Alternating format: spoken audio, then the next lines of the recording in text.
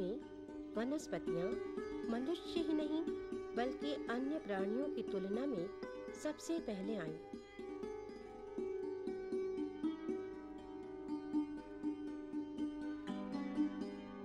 ये शाश्वत सत्य है कि वनस्पतियों के बिना जीवन की कल्पना नहीं की जा सकती।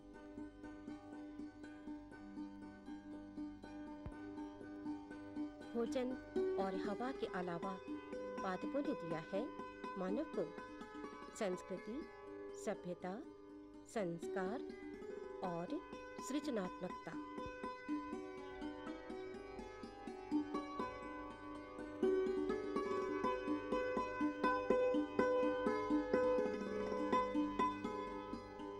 वैसे तो संपूर्ण पादप जगत ही प्रकृति की अनुपम कृति है,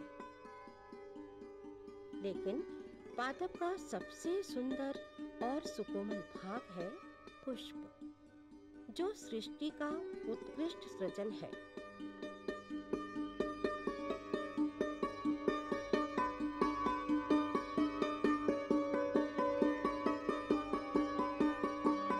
फूलों के माध्यम से प्रकृति स्वयं को अभिव्यक्त करती है।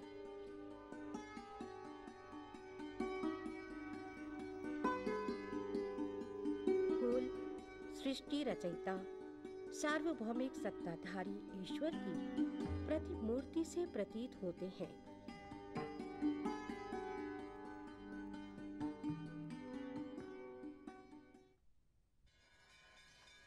ईश आराधना में पुष्पों का महत्वपूर्ण स्थान है। भगवान की भगवत्ता बढ़ाने में फूलों की महती भूमिका से कोई इनकार नहीं कर सकता।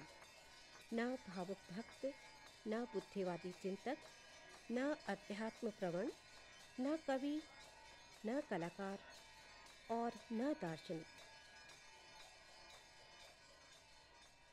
प्राय सभी ने फूलों की सुरभि संपदा को सराहा है। जिस समाज, राष्ट्र, साहित्य और संस्कृति के पास इस सुरभि संपदा का अक्षत खजाना है, वही सभ्य है, सुसंस्कृत है।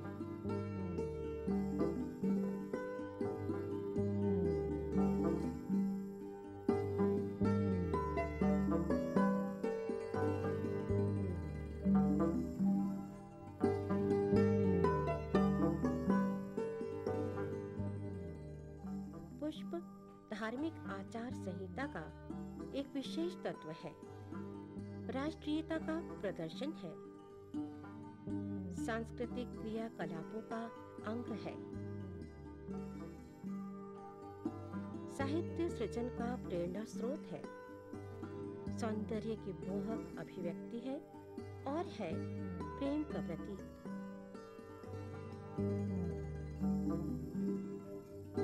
जहाँ तक महान भारत भूमि का संबंध है, जितने जातियों, प्रजातियों और गंधों के पुष्प इस पावन भूमि में उत्पन्न होते हैं, उतने शायद दुनिया में कहीं नहीं होते।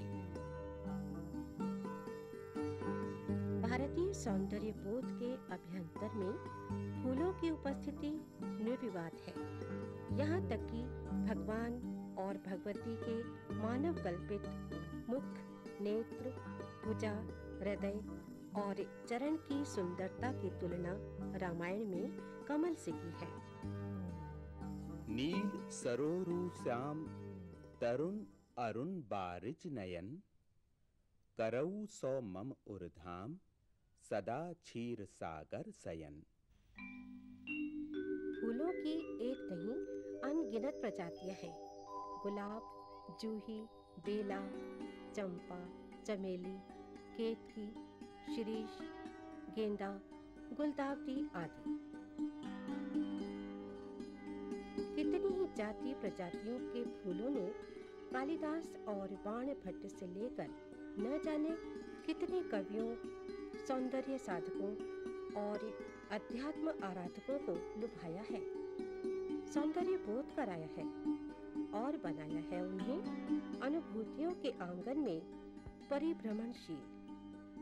प्रकृति के चितेरे कवि पंत ने अपनी कविता गुलदावदी में लिखा है, गुलदावदी कहूँ, कोमलता की सीमा ये कोमल, शैशव स्मृति इनमें जीवन की भरी, स्वच्छ सद्योज्वल, पुंज पुंज उल्लास लीन लावण्य राशि में अपने, मृदु पंखड़ियों के पलकों पर देख रहा हो सपने। जहाँ पुष्प खिलते हैं वहाँ मधुरिमा है, वहाँ छंद है, वहाँ संगीत है, वहाँ स्नेह भरा संवाद है, रस कुंभों की छलकन है, वहाँ राधा के पायलों की रुनझुन है, मुरलीधर का रास विलास है, और वहीं है फूलों की वैकुंठी भाषा। फूलों के आंगन में संवेदना है, संवाद है और संकेत है। पुष्प कहीं दो प्राणियों के मिलन का माध्यम है, तो कहीं शुभ संदेश वाहक।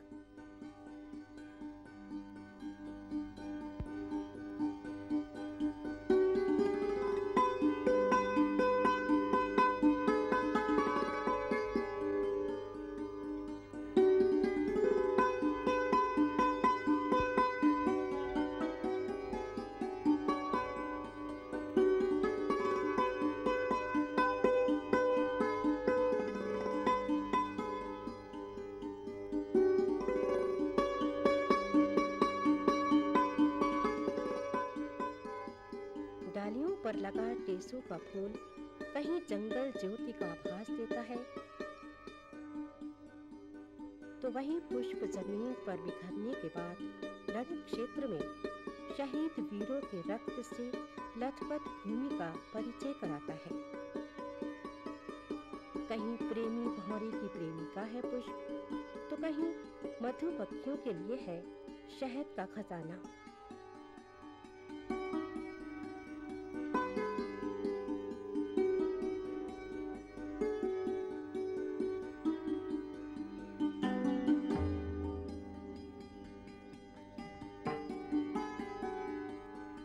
इतिहास गवाह है कि जब भी कोई योद्धा समर में विजयश्री प्राप्त कर लौटता, तो उन पर पुष्पों की वर्षा करके सुंदरियों ने स्वागत किया। समर में विजय के हर्षोल्लास का प्रतीक, प्रेम और श्रद्धा का प्रतीक, सुंदरता और कोमलता का प्रतीक पुष्प का वर्णन अपनी अपनी अनुभूतियों के स्तर पर अनेक कवियों ने किया है। लेकिन दादा माखनलाल चतुर्वेदी ने पुष्प की अभिलाषा और उसके अंतरंग को जिस हार्दिकता से समझा है, फूल की चाह का जिस कुशलता से राष्ट्रीयकरण किया है, वो अपने आप में दिव्य है। वे इन शब्दों में इस चाह को अभिव्यक्त करते हैं। मुझे तोड़ लेना बनमाली, उस पथ पर देना तुम फेंक, मातृभूमि पर शीश चढ़ाने, जिस पथ जावे वीर अनेक। भारतीय इतिहास के भक्ति काल में संत कबीर जैसे अक्खड़ हस्ताक्षर भी हैं, जिन्होंने फूलों के माध्यम से वीर रागिता की जमीन तोड़ी है। वे कहते हैं, माली आवत देख के कलियां करें पुकार, फूली फूली चुनी लिए काल्ही हमारी बार। फूलों की सुंदरता की रक्षा करना हमारा परम कर्तव्य है। फूलों का उपयोग न्यायोचित ढंग से किया जाना चाहिए। डॉक्टर शिव मंगल सिंह सुमन ने फूलों के दर्द को अपनी कविता के माध्यम से अभिव्यक्त करते हुए कहा है, जब जग मुझे तोड़ने आता मैं मुस्कुराकर रो देता हूँ, जब तुम मुझ पर हाथ उठाती तो मैं सब सुध बुध खो देता हूँ। अरे हृदय तुम्हारा साही मेरा, इसको यूं न मरोड़ो, देखो मालिन मुझे न। फूल डाल की शोभा है, श्रृंगार है। उसे डाल से बेवजह अलग करना हिंसा है, क्योंकि महान वैज्ञानिक श्री जगदीश चंद्र बसु ने अपने प्रयोगों से ये सिद्ध कर दिखाया कि पेड़ पौधों में चैतन्य ऊर्जा है। वे मनुष्य जैसे ही संवेदनशील हैं।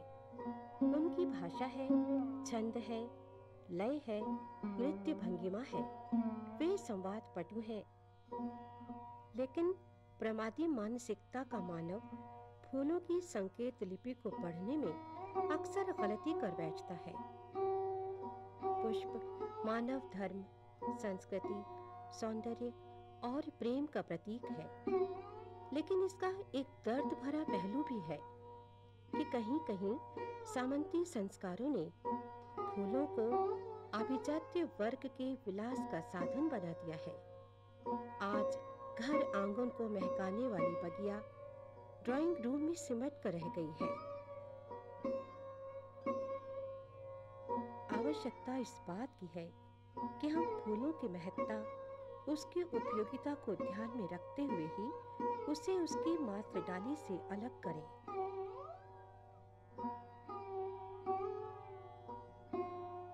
यदि हम समय रहते नहीं सजग हुए तो एक दिन पुष्पों के दुरुपयोग से हमारी बगिया की सुगंध समाप्त हो जाएगी। हम पुष्प की तलाश में भटकते रहेंगे। पुष्प का मिलना तो संभव नहीं हो पाएगा। हाँ, कांटे अवश्य हमारे हाथ में चुभेंगे।